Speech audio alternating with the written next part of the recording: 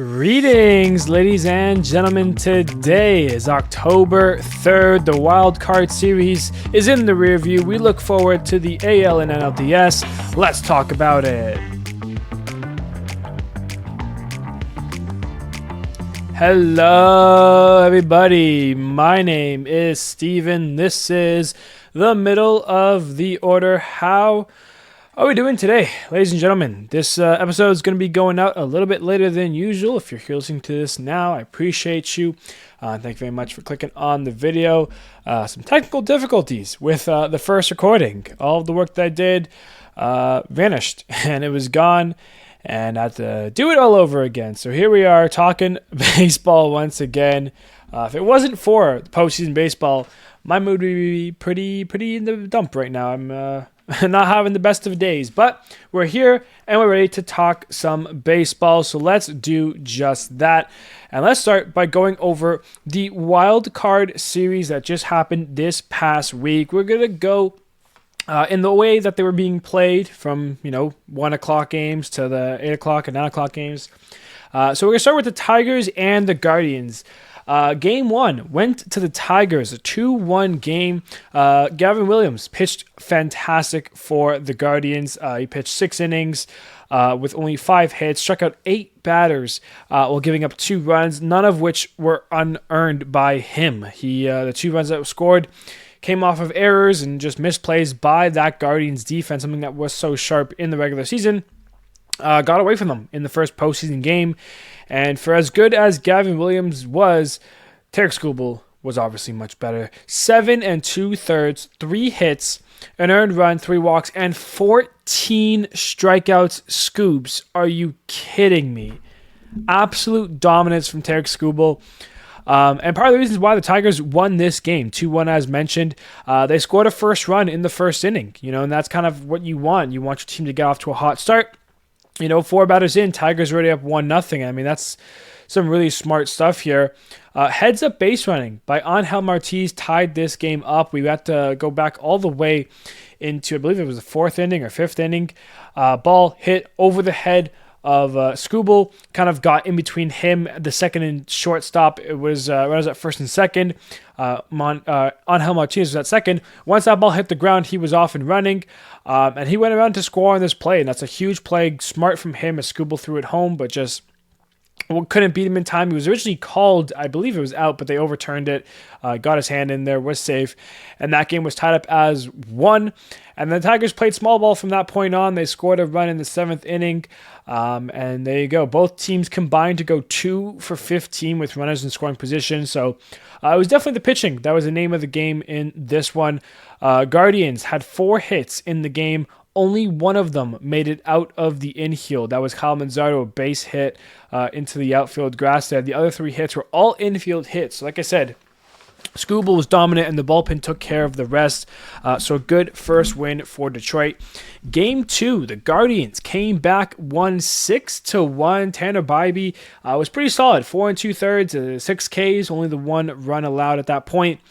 Casey Myers, I felt like he was doing pretty good, but was getting into a little bit of traffic here and there. He had 3 innings, a hit, and 2 walks in that time with 1 run scoring. How about Steven's vote decision to start Chase DeLauder? He made the wildcard roster, got into the second game here, made his MLB debut in a postseason game when your team's facing elimination. On the second play of the game, the ball is hit to him in center field. Yes, it's sunny, but sure enough, he drops the ball, an error in the first thing he does in the big leagues. Did walk later on, had a decent debut, but that error definitely kind of left a sour taste in Guards fans at the time there. But it only lasted until the bottom of the first because George Valera went deep, home run number 1 for him. That was very important for the Guardians to start the scoring in this one. Let's go talking about Javi Baez now and the base hit that he had, and more specifically Zach McKinstry. Baez, with the bases loaded, he would get a base hit that scored the run that would tie the game. Dingler would come on in to score as well. But Chase DeLauder, we were just talking about him making the error. He comes up huge. He gets the ball, goes up firing to third, where Zach McKinstry was trying to go first to third on this play. and he was called out, but they were reviewing it for a long time. Turns out that they were able to tag out McKinstry before Dylan Dingler scored at home plate, which meant the 2-run single for Baez turned out to be a 1-run single, and instead of the Tigers leading, it was a tied game. This was a big moment in the game at the time. And for me, you could say, oh, Dingler should have been running harder. We watched the angle of him up top. He kind of slows down towards the end, but you kind of, that makes sense because the catcher is not expecting a throw, and you're not expecting anything going on behind you. You don't know what's going on behind you. So I'm not going to fault Dingler for the play and for not touching home plate before. Even if he ran full steam going home, I still don't know if it would have beat him or not. Dingler's not the fastest runner. He's a catcher. And then McKinstry, it's not like the ball was hit too much into the gap there that going first to third was a smart decision. For me, this play's on McKinstry. It's a big error at the time, and that cost your team a run and, potentially game 2 here. Or not potentially. It did cost him game 2. But that was, of course, until the 8th inning. Brian Rocchio, clutch home run, gets the Guardians in the lead. Then Schneemann doubles in a run, and then Bo Naylor caps it off. A 3-run home run, a 5-run inning, and the Guardians win that game. Tigers were 1 for 15 with runners in scoring position, so they were getting bases. They were getting runners on via walks, via hits, but they weren't able to do anything. Between the 2 games, they were 2 for 23 with 21 runners left on. That is atrocious from the from the Tigers. But it does bring us to game 3. Flaherty was sharp, 4 2/3, 3 hits and 4 Ks. Slade Ciciani, he was looking okay, but of course, elimination game, kind of a short leash for him, 2 1/3, 3 Ks with 1 earned run.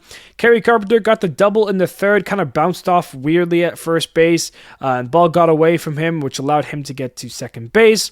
Jose Ramirez, he would tie it in the 4th, so we were looking 1-1 entering into the 6th inning, where Dylan Dingler goes deep.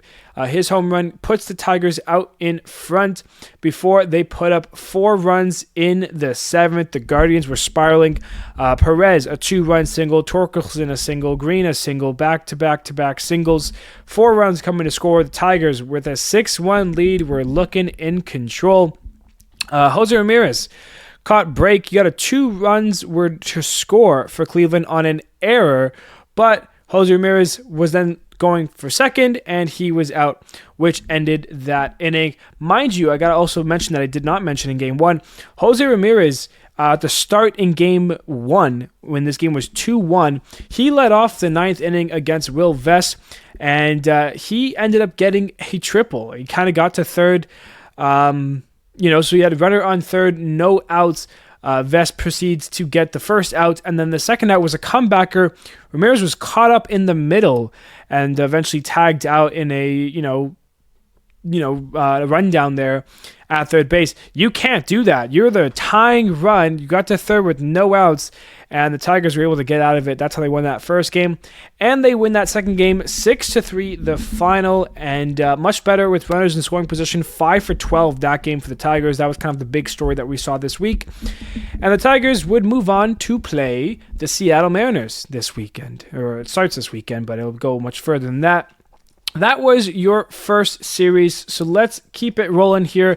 Get going with the Padres and the Cubs. Game 1. Cubs won it 3-1. Nick Pivetta was great. He made 2 mistake pitches that ended up leaving the yard. Seiya Suzuki and Carson Kelly went back-to-back, but Pivetta, outside of that, 5 innings. 3 hits, 2 earned runs, of course, so only 1 hit besides those home runs, and struck out 9.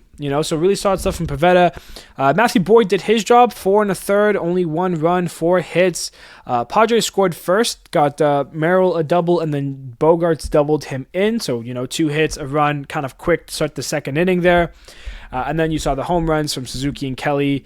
That was in the 5th inning. And then Nico Horner, sac fly, got them an insurance run, and ended up being a 3-1 Cubs win. In Game 2, Dylan Cease was pretty solid. 3 2/3, 3 hits, 5 Ks. The Cubs elected for Andrew Kittredge to open the ball game. He pitched an inning, gave up a run before Shota Imanaga came in, where he pitched 4 innings, gave up 2 runs. You had the Merrill sac fly in the first, and then Manny Machado, a 2-run bomb off of Imanaga in the 5th inning. Padres returned the ball over to plenty of relief pitchers, including Mason Miller, who got 5 outs all via the strikeout. An inning in the 3rd, also threw the fastest pitch we had seen all season, fastest pitch in postseason history, I'm pretty sure as well. 3-0 Padres win. They got the job done, but they also had issues with runners in scoring position, 1 for 11 in the game. That's not how you win games, of course. But they had to do a do-or-die Game 3 as well. Taillon pitched for the Cubs, 4 innings, 2 hits, and 4 strikeouts for him. Did not give up a run. Darvish went for the Padres, and he struggled, got through the first inning pretty clean, but then bases were loaded in the 2nd, and he was gone before an out was recorded. He pitched 1 inning, 4 hits, ended up with 2 earned runs as Pete Crow Armstrong would single in 1 with the bases loaded, and then Dansby Swanson walked to get a run in as well, but they did get out of it, only giving up the 2 runs, so limiting the damage there. But you needed the offense to get to work, and that just didn't happen. Michael Busch homers in the 7th. That got some Cubs insurance. Padres would ruin the shutout. Jackson Merrill, he homered in the 9th inning. But this one would end, of course, with ump ball. Bad call on Xander Bogaerts. 3-2 full count. The pitch is low, but it's strike 3. That kind of put a tough taste in Padres' mouths and kind of ruined any chance at a rally. You know, that 9th inning started, Merrill homered, and then it was the Bogart strikeout. It could have been a walk. They then got the next runner on as well, so they could have had 2 on, no outs. Instead, they had a runner on first with 1 out. And, you know, a 2-run game in the 9th inning, that strikeout was a huge deal. You had the Padres kind of going at the umpires as they were leaving the field. And it is the Chicago Cubs that take a 3-1 victory. They take 2 of 3 in the series to beat the Padres. They eliminate them. That's a tough challenge for the Cubs. They go on to the NLDS, and they are going to be taking on the Milwaukee Brewers in a very, very good series that is coming up this week, or starting this week. As we continue on with the review, we've got Yankees and Red Sox. This series was good. First game was a pitcher's duel as expected. The 2 dominant lefties. Max Fried, 6 innings, 6 1/3, 4 hits, no runs, and 6 strikeouts from him. Garrett Crochet, though, utter dominance. Career high in pitches, 7 2/3 innings, 4 hits, 1 run, and 11 strikeouts. Him and Skubal going to be 1-2 probably in Cy Young voting. They were both dominant in their postseason games. Volpe, he got to Crochet in the 2nd, popped a home run. That was the Yankees' only run in this one. And it was funny because Max Fried was into the 7th inning, got the first out. Here comes Boone, brings in Luke Weaver, and as soon as Max Fried exited, Weaver gave up the lead, back-to-back base runners, and then Yoshida, a pinch hit, 2-run single. We saw some really smart base running from guys like Nate Eaton in this game, getting to 2nd on a single because Aaron Judge was throwing the ball in, tagging on a deep fly to center from 1st to 2nd. That was also Eaton, so some really smart heads-up base running from Eaton helped the Red Sox get a run here. Masataka Yoshida gets a pinch hit call, and he comes through with a 2-run single. Bregman would get some insurance in the 9th inning. Of course, it's Alex Bregman, says the Yankees fans. He gets an RBI double, and the Red Sox win it 3-1. And I mean, this game, it was a game that the Red Sox won for sure. They definitely pitched better, and they definitely, offense was clicking. But you have to wonder what was going on with the Yankees in this game. The Yankees had at least a batting lineup. They did not have Jazz Chisholm in the lineup. No Ryan McMahon and no Ben Rice. Of course, left-handed hitters, obviously. So, with Crochet being such a dominant lefty, you can understand where Boone was coming from, but it wasn't like they came in at any point, and that was, of course, thanks to how great Crochet pitched, because once he was 7 2/3, in came Aroldis Chapman. So they only saw lefties in this game, but at the end of the day, in a 3-game wildcard series where you only get, potentially 2 games, you got to play your best lineup, even if they do struggle against lefty-lefty, or even if you don't want that matchup. Jazz was a 30-30 player, 30 home runs, 30 steals. You need him in the full game. Ben Rice has been the hottest Yankee hitter the last 2 weeks of the season here. Whether you play him at first or behind the dish, you need Ben Rice in the lineup. The defense, if you put him behind the dish, yeah, it maybe takes a hit. You still need your top boppers because one run doesn't get the job done. We saw it here in Game 1. And it doesn't get better with Aroldis Chapman. He came in, got the last out of the 8th inning, then came into the 9th inning, and it's back-to-back-to-back base hit singles. Bases loaded, no outs. The Yankees do not score. That was a huge win for the Red Sox. That could have easily gone the Yankees' way here. But I think Boone was outmanaged by Cora. That's what it comes down to, and this one was definitely managerial decisions. That does bring us to Game 2, though. Rodon was much better than the Red Sox starter, Brian Bayo, who had a quick hook, 2 1/3. 4 hits, 2 runs for Bayo, while Rodon went 6 innings, gave up 3 runs, but 6 strikeouts for him. Ben Rice starts this game. First pitch he sees in his postseason career, gone. Home run Ben Rice. That's huge for the Yankees to start things off with a first inning run. Trevor Story, though, first inning run. It was a 2-run home run from Ben Rice, so it was a quick 2-0 lead for the Yankees. Trevor Story, though, he was the kind of bad man in this game for the Yankees. 2-run single from Story tied the game up in the 3rd. Aaron Judge would get an RBI single that kind of dropped by Duran. He made kind of a play for it. Was in his glove, out of his glove. It was called a single, so Judge is credited with an RBI single in the 5th, but it's a ball that I think 99% of the time Duran catches in left field, but ends up not being able to make this play. Is called a single, so non-error on him. But the Yankees' lead only lasts for half an inning because in the 6th, Trevor Story comes through once again. He blasts one off of Rodon. A solo shot home run ties this game back up at 3. We go into the 8th inning, and it's Austin Wells who comes up. 3-2, 2 outs. Jazz is running on the pitch at first base. Wells hits one down the right field line. Jazz chugging along, touches second, gets to third, head of steam. And the play at the plate, very close, but Jazz slides on in there, scoring the go-ahead run. That's the difference in an 8-4 victory. So, as I mentioned, the guys like Jazz and Rice, who came through with, who didn't play in Game 1 because of Crochet, kind of were the heroes in Game 2. The 2-run home run from Rice, and then Jazz scoring the go-ahead run, running from first to home. That makes a difference, and the Yankees win it 4-3. So we have our 3rd game on Thursday. That was yesterday. Another win or go home, and this game was won by one man and one man only, and that was Schlittler. You've got to be kidding me. Utter, and I mean utter, dominance from the kid. Cam Schlittler is the reason the Yankees won this game. 8 innings, 5 hits, 12 strikeouts. He gets all the flowers in this one.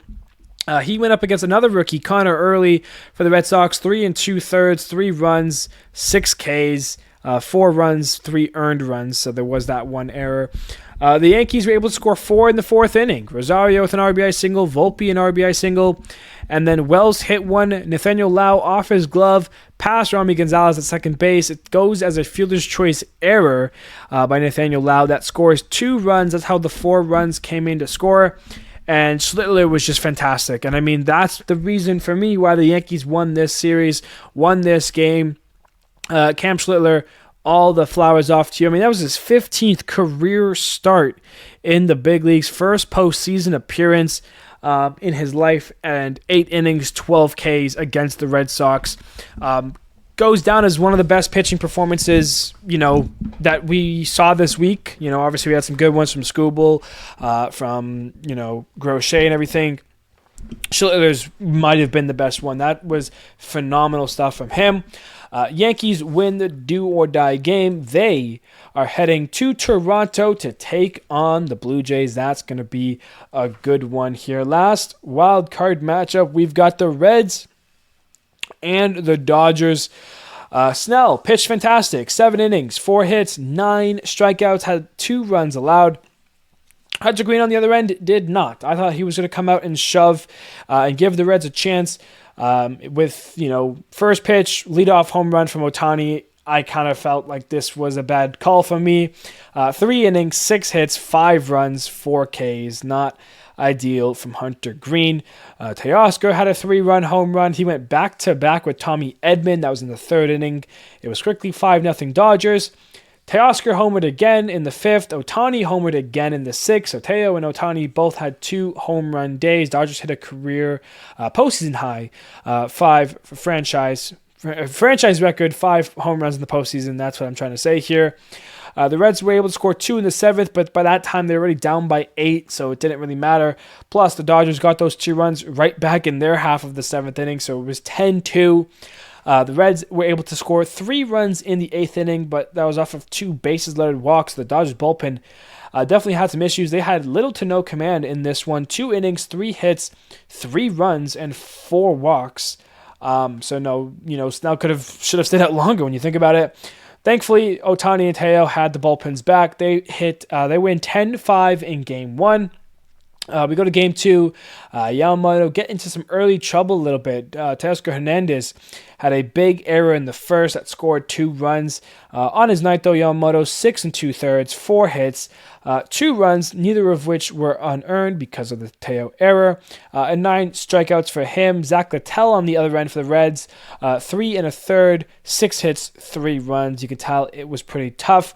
The Teo error allowed, the runners to get to 3rd and 2nd, and that allowed Sal Stewart to come up for the Reds. A 2-run base hit for him got the Reds a lead, and their lead lasted 2 innings because Mookie Betts had an RBI single in the 3rd, and then Kike Hernandez, the game-tying double in the 4th. He then later scores on Miggy Rojas, with a single for the lead, and the Dodgers were up at that point. They then scored 4 in the 6th. Ohtani with a single, Betts a double, and then Teoscar a 2-run double. Very next inning, Mookie Betts again with an RBI double. He had a fantastic series.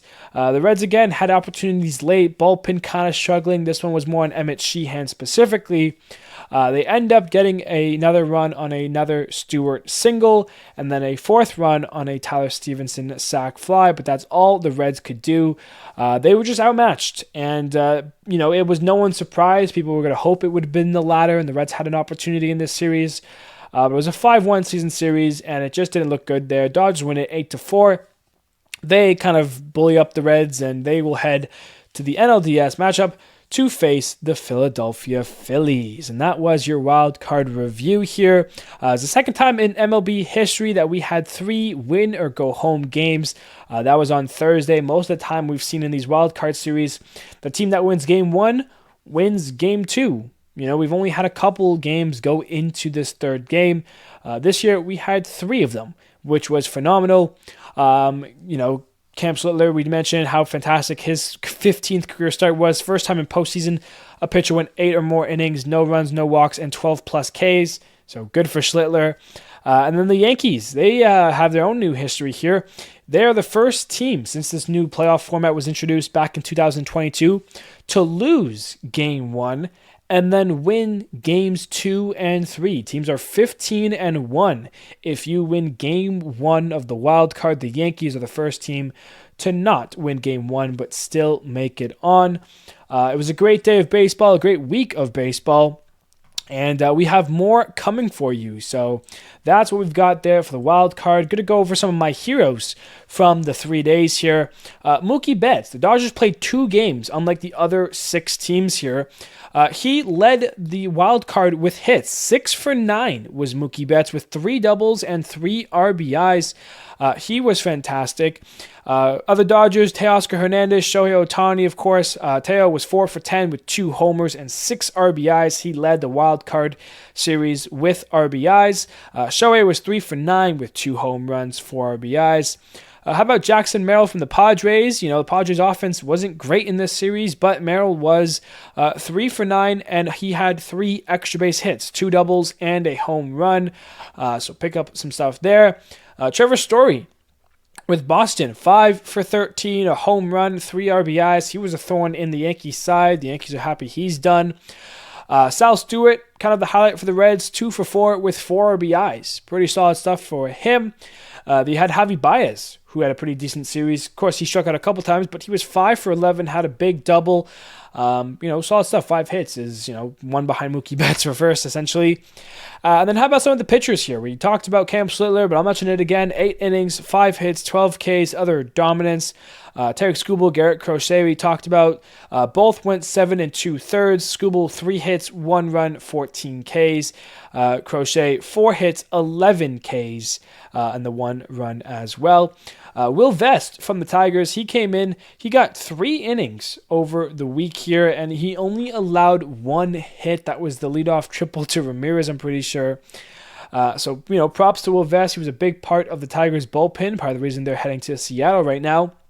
And then for me, the big guy here, Mason Miller, out of the bullpen from the Padres. He's the guy that I'm sad that I'm not going to be able to see him more. He pitched phenomenally. He pitched 2 2/3. He recorded 8 outs. You know how he recorded those 8 outs? 8 strikeouts. He faced 9 batters, had a hit by pitch. That's what ended his season, was the hit by pitch. He came in game 1, strikeout, strikeout, strikeout. His day was done. Comes in game 2, strikeout, strikeout, strikeout, strikeout, strikeout, hit by pitch. His day is done. That's how Mason Miller was so dominant in the 2025 postseason. He also threw the fastest pitch of the season, and in postseason history, he dotted a fastball low and away at the corner, 104.5 miles per hour.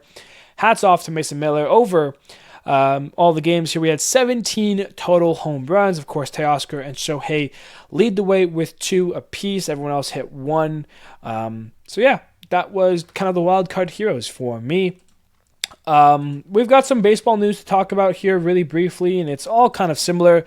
Managerial news. Over the week, we had lots of teams make decisions on the futures of their teams, and we're just going to kind of go over them really quickly. So the Giants are dismissing Bob Melvin from manager, so Giants are going to need a new manager.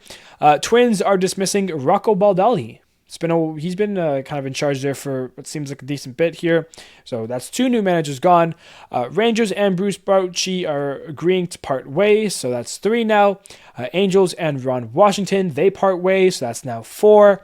The Braves and Brian Snitker part ways. So that's now 5 new managers here. He will stay with the team in a senior role now, but no longer the manager of that Braves staff that won the 2021 World Series. The Mets fired several members of the coaching staff, including bench coaches, pitching coaches. There was no news that Carlos Mendoza got fired, though, so it looks like he will still be around managing the Mets in 2026. But they'd fire some other guys. So you have 5 teams now looking for new managers. It was also announced that Pirates extended Don Kelly, who took over as interim manager back in May. He has been extended and apparently will be the full-time manager now going forward for the Pirates entering 2026. So good for Don Kelly, and good luck with that Pirates team. Turn Paul Skeens into a postseason pitcher, please, and thank you. Please, front office, do something there for the Pirates. Regardless, anyways, let's get through the AL and NLDS previews. It's time for that. So wild card in the book from 12 teams. We're already down to 8. So the first game on the docket, of course, all teams play tomorrow on Saturday. No baseball today, unfortunately. But we got Saturday games 1 for all 4 matchups. Then on Sunday, it will be the ALDS game 2. On Monday, you will have the NLDS games 1 and 2 here. So we've got that going on for the NL side of things. Then on Tuesday, we'll have ALDS game 3. Wednesday will be a double. It'll be ALDS game 4 if necessary, as well as NLDS game 3. So that will be the second day that we'll have all 4 teams play. On Thursday, we'll have NLDS game 4, if necessary, of course. And then Friday, ALDS game 5, if necessary. Saturday, NLDS game 5, if necessary. So Wednesday is the only day that we could have all 4 teams playing. So technically, tomorrow is guaranteed potentially the last day that we'll have 4 or more baseball games on in one day. Because if one of the AL series sweeps, so either Tigers, Mariners, or Blue Jays, Yankees, if either of those teams sweep the other one, On Wednesday, which is the only other day it would be, there would be only one game four, and that means there'd be 3 games most. So this could be the last time that we have 4 games on one day for the rest of 2025. So that is, what is cooking there for the AL and NLDS schedule. So let's go over this series here and start highlighting some key important facts here. Starting off with the Cubs and the Brewers. Leading things off here, the Cubs took the season series against the Brewers 7-6. They last played middle of August. They had a 4-game set, including a remake, a doubleheader for one of the games. So that was 5 total games they played that week. So they basically played a ALDS series. I talked about it. Could be a potential series, playoff series that we're, back in August. I was talking about this series. It's like, hey, keep an eye on the series because we might see this in October. Here we are in October previewing that exact series. Cubs took the first game before the Brewers won the next 3. The Cubs finished it off by winning Game 5, but of course that would not matter here because the Brewers would have won Games 2, 3, and 4. It's the first time in the franchise, or first time in the history, I guess, that the Cubs and Brewers will meet in the postseason. So isn't that fun? Division rivals going at it for the first time. When it comes to starting pitchers, it's a bunch of TBDs except for Freddie Peralta, who will start Game 1 tomorrow for the Brewers. He's going to be the first pitcher to throw a pitch in the division series this season because the Brewers and Cubs have the early game. Their game is at 2:08 Eastern Standard Time tomorrow. Going down the line, though, for games 2 and 3, potentially 4, Brewers, you might see Quinn Preister, you might see Chad Patrick, you might see Jacob Mizorowski. So we'll see what the Brewers do with the rotation. For the Cubs, Matthew Boyd did pitch game 1, which was on Tuesday. So for him, he'd more likely start game 2. Eminaga would start game 3. You'd see Jameson Taillon start game 4 potentially. So who starts game 1? It's looking like it could be Colin Ray, but of course we'll have to wait and see for that. That's just my speculations for now. We talked about the Cubs team, so we'll kind of just go through it again a little bit. Cade Horton, we're not sure if he's going to be available on the division series. We knew he was going to miss the wild card. Don't know, haven't seen a report about him saying he's going to be healthy, good to go, so we'll keep that in mind. Dansby Swanson, great defense over the series. He's still at short. All the guys are still the same. Carson Kelly, Michael Busch, Nico Horner, Matt Shaw, Ian Happ, Pete Crow Armstrong, Seiya Suzuki, Kyle Tucker, some guys there, Andrew Kittredge, Daniel Palencia. So Cubs lineup still very similar. Let's take a look at the Milwaukee Brewers because they did not play in the Wild Card series. If you do want to hear me talk about any of the Wild Card teams, in detail like this, you can check out the last episode. I did do, Wild Card previews, and I did this kind of more in depth for the Cubs, Yankees, Dodgers, and who's the team I'm forgetting here? Cubs, Dodgers, Yankees, Tigers. Those are the 4 teams that I'm forgetting. This will be more for the newer teams that we haven't seen yet in the postseason. So the top 2 teams in baseball. Anyways, back to the matter at hand. Guys on the IL for the Brewers include Jose Quintana and Brandon Woodruff. So 2 starters that do hurt them out. 2 guys who have done it a lot for them this season. As well as Garrett Mitchell, who we haven't seen much of late this year. I think he got hurt early and hasn't been able to get back. Of course, remember him. He had a clutch home run last year in the NL Wild Card. The lineup is as followed. Behind the dish, you have William Contreras, Andrew Vaughn at first base. He's come over from a trade and has been a huge success for the Brewers. Bryce Terang, Player of the Month in August. He plays second base. Caleb Durbin, third baseman there. Joey Ortiz is at short. An outfield of Jake Bowers, Jackson Churio, and Sal Frelick, 2 young kids there. Christian Yelich, the everyday DH, he is batting there. And then other notable names that you might know of that might make the roster, might not make the roster. Danny Jansen, backup catcher. Rhys Hoskins, Andrew Monasterios had some clutch moments for them. Isaac Collins was in the running for Rookie of the Year at one point, maybe still is. And then Blake Perkins, so there's definitely some names to know there for the Brewers. When we take a look at that bullpen, 2 guys stand out. That's Trevor McGill and Abner Uribe. So watch out for those 2. Those guys are as dominant as they get. This series is going to be great. Everyone loves a division series that actually features division teams. which is why, it's fun that the AL has one and the NL has one where you have division foes who have never played each other in the postseason before. I think this series is going to be my second favorite series, maybe third favorite, depending on how good another series is. We'll talk about that. And for me, it's going to come down to the one thing here. I mean, this is what the series is. Cubs just took care of the Padres. They have momentum. They're feeling good. They're coming into Milwaukee where the Brewers have been waiting. They've been kind of resting. Of course, all these teams did play their little like team scrimmage games, and that does help them kind of keep some rhythm, I guess. But I mean, yeah, you have a Brewers team that's kind of been sitting and waiting, and it's a Brewers team that we know has recently had its struggles in the postseason. So with their pitching taking a hit on the IL, do they have enough? Is the offense going to click here? Or is it going to be that Brewers offense that we kind of see where it's like, oh, wow, it overwhelms us for weeks at a time and then disappears for a couple days. And, what happens there? So very excited to see what this series is going to offer.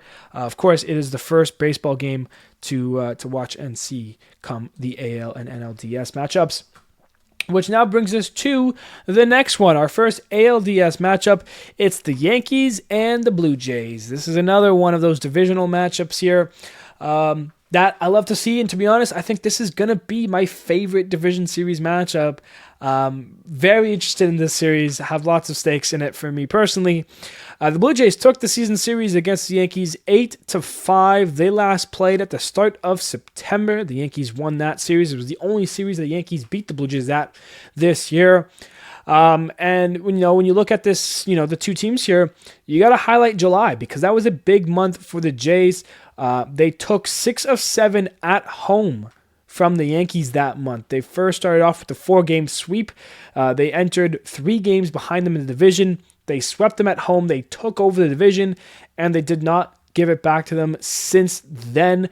They had another series in Toronto later that month where the Jays took 2 of 3. So, 6-7 swing, Jays home field advantage does feel like it's a big thing. The Blue Jays are a very good team. And like the Brewers and Cubs, these divisional teams, it's the first time they've ever met in the postseason, believe it or not. So the Jays and Yankees will have some postseason history to write this week. I like the Brewers and Cubs as well. A bunch of TBDs for the rotations. We do know that Kevin Gausman will get the ball for Toronto in Game 1, which is at 4 o'clock Eastern Time tomorrow.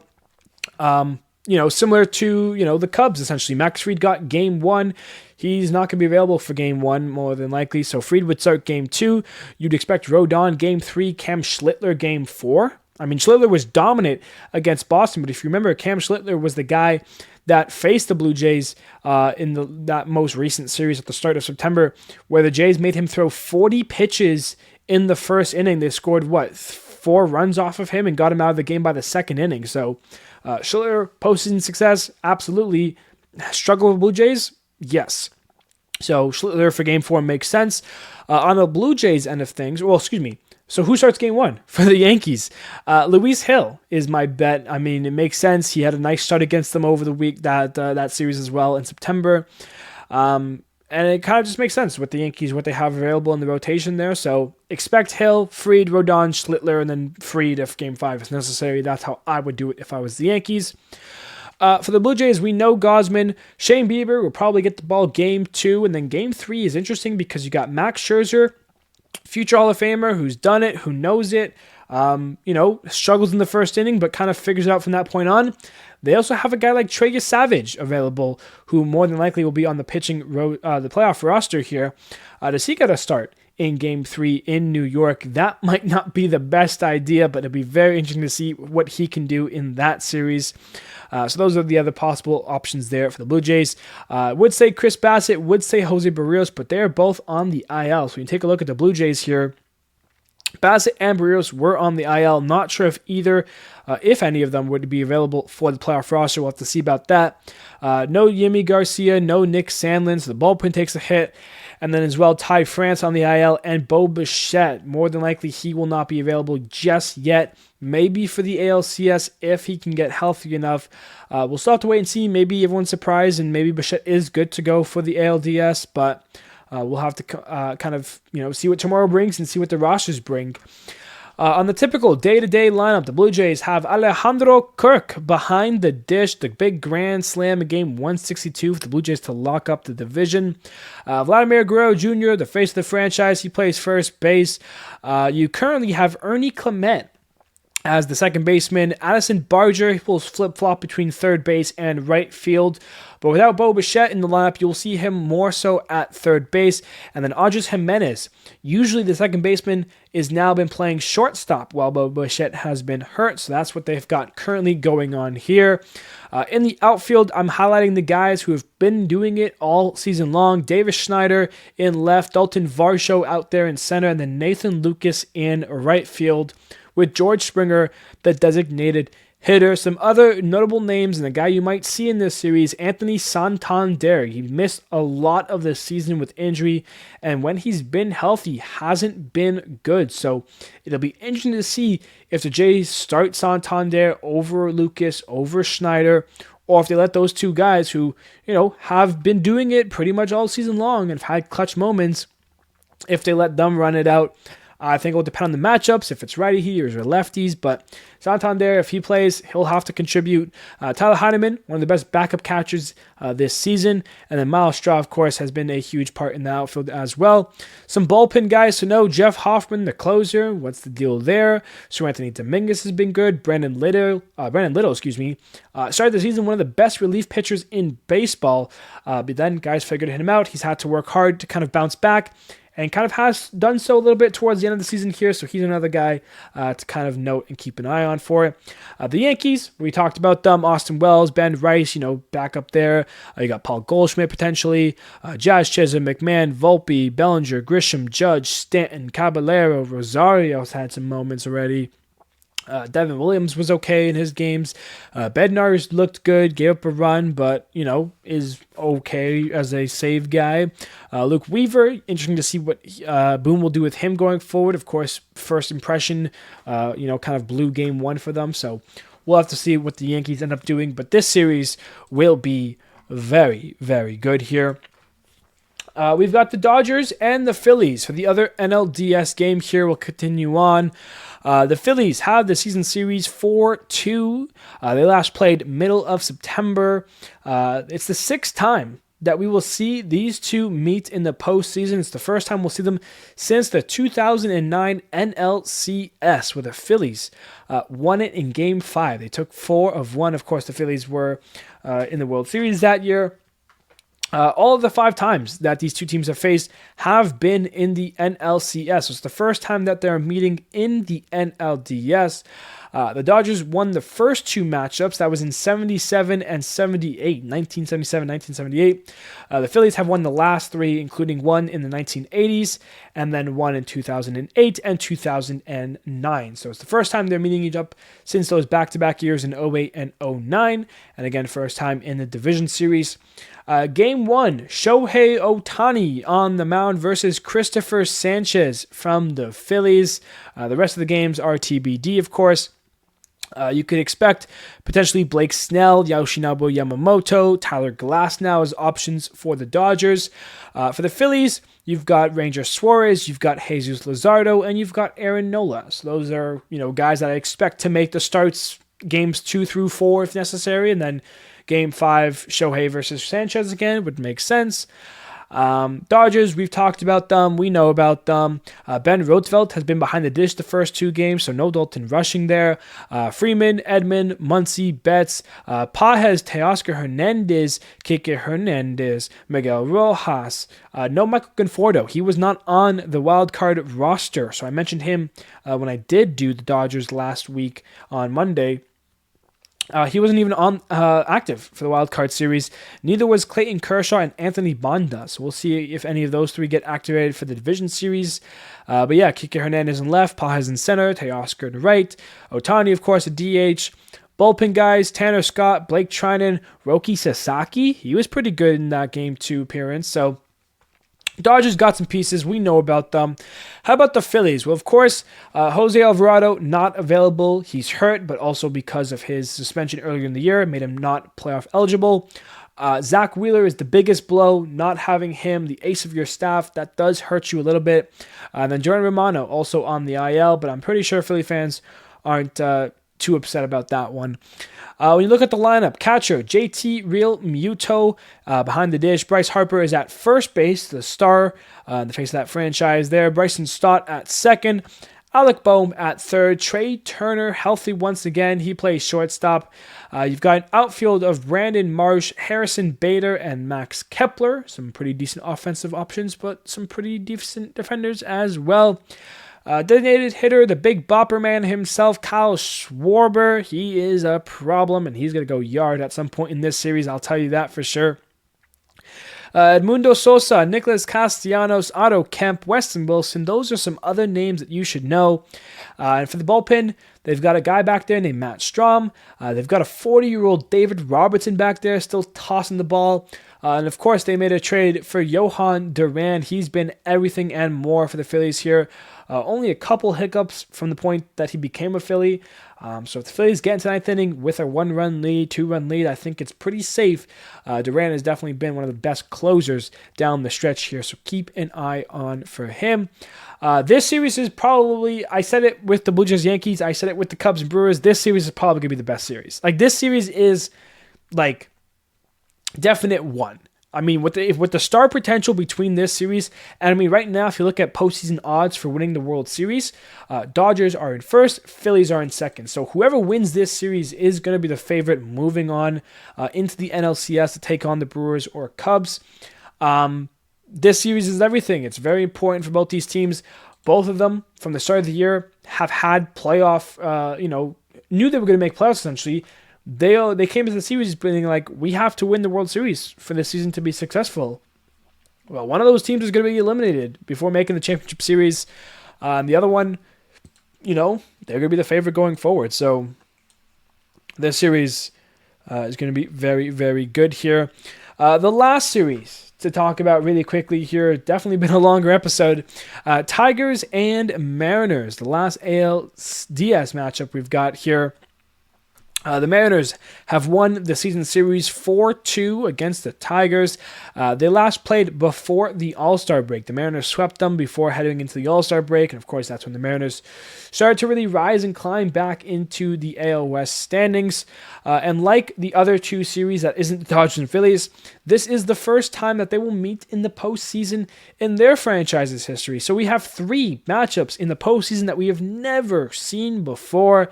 That's really exciting. No starters are listed. Bunch of TBDs. What you'd expect? Tarek Skubal, more than likely Game 2. Casey Mize, Game 3. Jack Flaherty, Game 4 for the Tigers. To start Game 1, expect more of a bullpen day, but Kiter Montero more than likely will get the ball to start. Maybe goes 3-4 innings, and then the ball will turn over, depending on how he pitches. The Mariners, the biggest win for them, the biggest highlight that they have is their starting pitchers, Brian Wu, Logan Gilbert, George Kirby, Bryce Miller, Luis Castillo. I mean, is there a wrong order here? Because for me, Brian Wu's been the best pitcher all season long. Does he start Game 1? Luis Castillo probably has the most playoff experience. He played very well for them in 2022. Does he get Game 1? Logan Gilbert has probably been the best postseason pitcher they've had going back to 2022. Does he get the ball? Like, there really is no options. I'm very excited to see what the Mariners will do here. If I were Seattle, I would go Luis Castillo Game 1, Brian Wu Game 2, Logan Gilbert Game 3. George Kirby Game 4, and then we'll see what happens Game 5. Move Bryce Miller to the bullpen potentially. So some options there for the Mariners. Very excited to see what they will do. Guys on the IL, the most notable being Trent Thornton. Everyone else is pretty much healthy. The Mariners are healthy, good, ready to go. And this is a series, for me, in my mind, that Seattle, it's theirs to lose. Mariners are going to be the better team in this series going forward here. So, I'd really expect, Seattle to be the better team and for them to move on to the ALCS. This is really for them to do it. They've handled the Astros. They don't have to worry about the Jays or Yankees yet. They can just kind of, feel out the postseason a little bit And this is a good series for them, I think. Cal Raleigh, of course, 60 home runs, a fantastic year. He is the catcher behind the dish. Josh Naylor at first base, they traded for him. Jorge Polanco, he had a fantastic month of September. He's hot right now. He plays second base. Henyo Suarez, second stint with the Mariners, came back in a trade this year. He struggled down the line, but is still the everyday third baseman. J.P. Crawford's kind of been the face of the franchise for a decent bit here, going on before Julio. Of course, now it is Julio, but he is the shortstop. The outfield, Randy Arozarena, Julio Rodriguez, and Victor Robles makes up the trio there. Fangraphs has Dominic Canzone listed as DH, but it'll be interesting to see kind of what the Mariners do with this spot because they have plenty of other notable names, including guys like Miles Mastrobuoni. They have two catchers besides Raleigh and Harry Ford and Mitch Garver. Luke Raley's been kind of nice for them, and then some young kids as well. Leo Rivas, Cole Young, they've both had some pretty special moments in their first seasons in the big leagues as well. So Mariners will have a decision to make for their postseason roster because not all those guys will make the postseason roster. And then when you take a look at the bullpen, Mariners have probably one of the best back ends being Andres Munoz. He's been probably one of the most dominant closers of the remaining 8 teams. I would put Munoz in the top 2 with Duran probably off the top of my head. And then Matt Brash, another one of those guys who will do it and will do it all season long. So Mariners, very solid team. Then of course the Tigers, we know what they've done. They were one of the best teams in baseball all season long. Take away September, they are the winners in the AL Central. They are the 1 seed maybe the 2 seed. Regardless, they were very good outside of that month of September. And they got the last laugh against the Guardians. They come in. Torkelson had a nice series. Bias has been playing nicely. Parker Meadows with his speed. Riley Green, Kerry Carpenter, Wencel Perez, Dylan Dingler had some moments. So a very solid Tigers team. Will Vest was good. Finnegan good. Bullpen was very solid. And that's going to be a recipe for the Tigers to win games is how they use their bullpen, how they're going to get their outs. Can they get the lead early? That will be what the Tigers need to succeed for in this series. So outside of that, keep that in mind here. But yeah, that is the ALDS and NLDS previews here. We have got some good baseball coming up. Ladies and gentlemen, I appreciate you all for sticking with me in today's episode. I know it was long. I know it's coming out late. Regardless, I'm excited. We're going to be talking about the first couple of games here on Monday, so stay tuned for that. And more postseason baseball on the way. I love you all. Appreciate you all. Thank you, everybody, so much. And I will see you on Monday, ?